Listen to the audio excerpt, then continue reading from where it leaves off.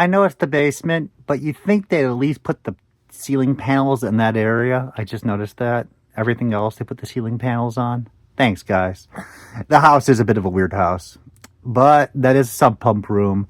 And we are continuing on the destruction of this giant barrier to get into that room because I have no idea what's in here. We just kept tossing the stuff in here, and the last video was a lot of great Transformer stuff, which makes me excited because I thought it was going to be mostly garbage toys that I'll be pulling out of here. And then no, we're like pulling out some G1s, some Diaclone, and you're like, okay, let's keep this up. So I do see some more G1s on the corners here. We're going to just, this is good. This is fun. And again, if you're new to the channel, I don't know what's here. That's the joke. So that's kind of why this is really an unboxing, to be honest with you. So that being said, let's see in the corner here. Oh my God, check that out. I hope there's no food in there. I'm not one of those people too. Like you'll see this toy mess from all the previous videos, but you won't see food mess, disgusting stuff like that. It's just toys. So, oh my God. So I already know there's nothing in here. I was just messing with you guys. We have Ratchet. Oh my God, look at that nice Ratchet. So what was happening was all the tubs here are all G1 Transformers. And then I was going through collections that I purchased and I went, whoa, as in, whoa, and saw how clean shaped this piece was. And I said, I have to keep this to compare to my personal collection, which I already suspected was turning yellow. So that's why that piece was kept. We have, what do we got here? Get out of there. Get out of there. Okay, until we get to that, we'll get to more movie stuff. So I kept a number of the deluxe ones over here because I just didn't like putting them in the tubs. This is the Giant Deluxe Brawl, missing quite a bit. The cannon, the side cannons. I don't think it still works. I don't probably even know how to activate it almost. I'm not a big fan of the movie toys. Their designs were interesting, but they just didn't really look like Transformers. That's because, you know, live action movies, the transformation, the toys were fun. So that's why I have these, but I don't have a great passion for them. Just fun to play with. I really don't have any of these packaged or sealed. I just enjoy them for what they are, just play fodder. Unfortunately, I wonder if the rest of it's kicking around here. That would be nice. But until then, that's where we're hitting the stuff right now. We're going to find out if I have a duplicate of this. Is this like the third one? Like, I don't know what's going on. But they don't run that much. Brawl's probably like in that condition, $10. Isn't that crazy? Now, speaking of better toys, this is Primus from Cybertron. This is the large planet of, well, Cybertron that transforms. We'll do the one-handed transformation. Thank you very much, everybody. Wonderful piece. It was one of the larger Transformers that they did make. I don't think I can activate it unless I have the big key. This runs a pretty good amount of money now these days. I think they run about $125 loose complete with the large key that has all the other keys that go into it. He has his own special key. There's a lot of pieces that you need to make that big buku dollar that were exclusive just to him. For quite some time, these would show up at the flea markets incomplete like this, and I'd be picking them up for like $5 each because nobody had an idea what they were. And then of course all that's dried up now, and then now everybody has Google Lens, so you just don't find this stuff for great prices that much anymore.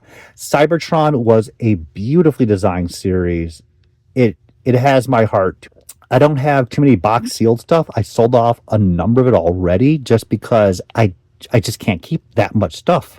But it's nice to have loose pieces like this. Now, again, I wonder if this is a duplicate or not. I wonder if I'm going to dig a little bit harder and find one more in there. So we'll put it aside. We'll get our Transformers organized in a little bit.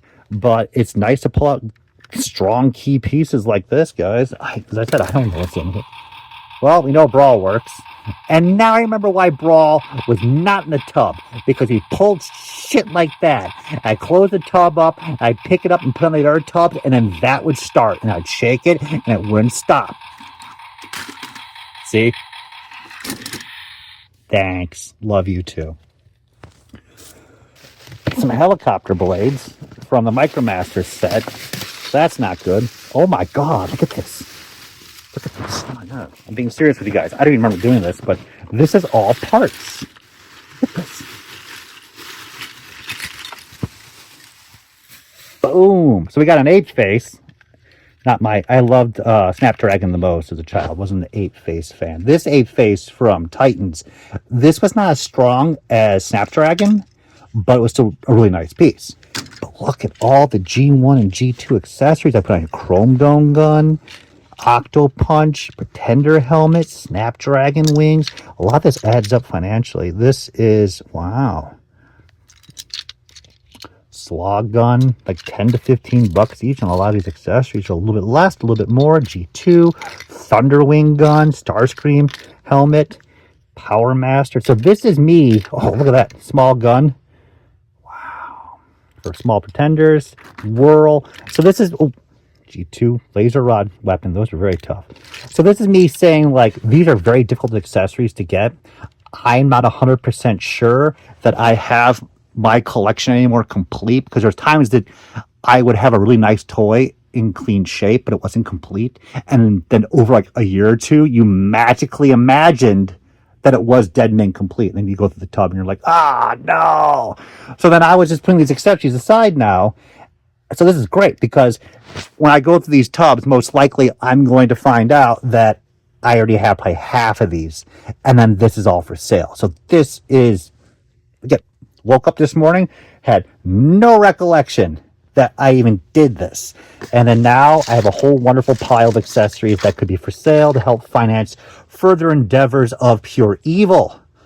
I wanted to start a campaign to help people in Seattle and California. I see those signs on the cars that say, we have no valuables in this car and the doors are unlocked.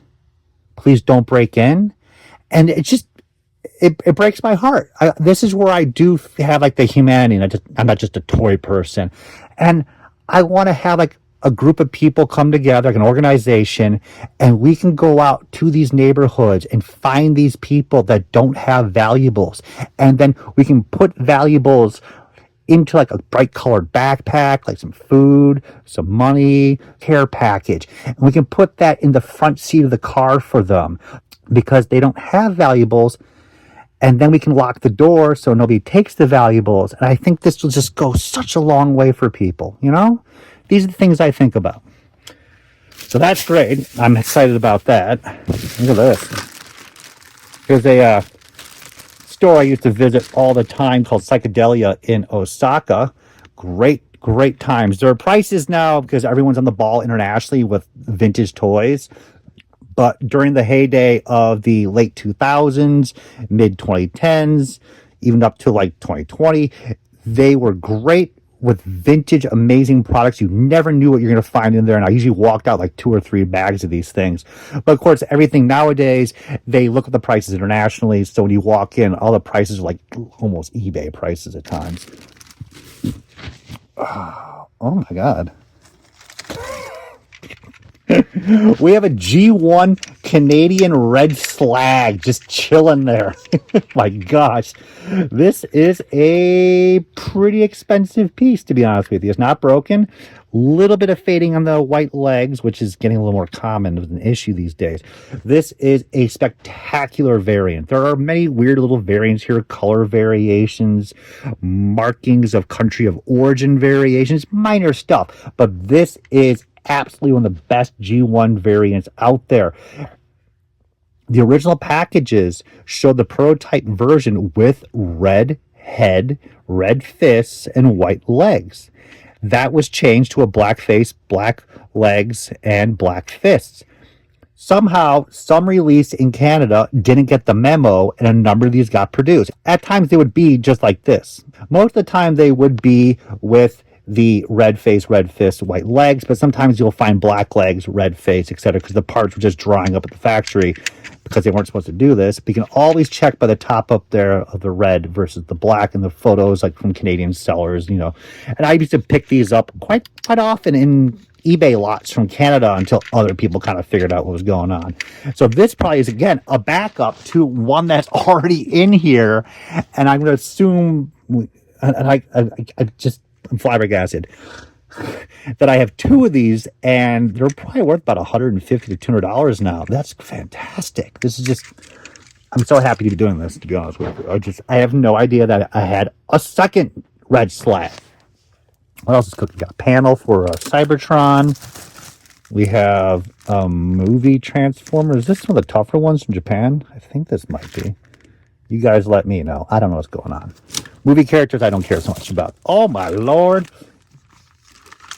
Black Zarek from Japan. An entire bag of accessories for the character. Wow. I don't think these are extra. These probably go to my personal collection. I'm just kind of surprised it's just chilling over there. Oh my gosh. What else we got? We got a nice clean swindle. Plastic chest. That's why I kept it. Just compared to collection. I do like the idea of metal and plastic chest variants. We have Road Caesar accessories, the entire weapons. We got all three swords, and we got both fists. We have the head and the main shield. Excellent. So if these are extra, this is like probably a $300 bag right there. Damn. What else is cooking over here? Aliens, anything more Transformers, keep a focus. Oh, look at this. I have an actual MC cassette from Sony, and I was like, that'd be cool to put with the rest of the cassettes. No value, but still neat. Anything else, G1? Anything else? Show me some more cool stuff. Come on. I think that's it. I think we're going to wrap it up with the Transformer Megatron. I believe this is from The Fallen, second movie. It turns into a tank, which was a cool tank. But I mean, look at the robot. They want electronics in here, so I get the whole base body had to be like that. But like the design, like, okay, that's the tank cannon. Oh, I have the missile too. That's actually pretty tough to get. What the hell is with this? This little itty bitty arm. Why would you design this? Just because you can do this doesn't mean you should. It goes back to what I was saying about the first movie. When they introduced the Constructicon that had the big wheel for his legs, it was stupid. It was incredibly stupid. And I bet you all the art designers, people working on the characters were like, you know what we haven't seen? We haven't seen a giant robot with the big wheel, you know, like Betty from the Jetsons. Well, it's because everyone figured out they suck. And that's why you don't see it.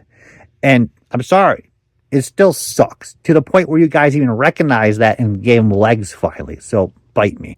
I actually might just even let these go, the large ones, to be honest with you. Probably worth about $85 to $100. Used to be up there. Used to be like $150. But again, as I said, these Supreme Transformers, I think they're called, they have been going down steadily in price. It's just, that's how things are, man.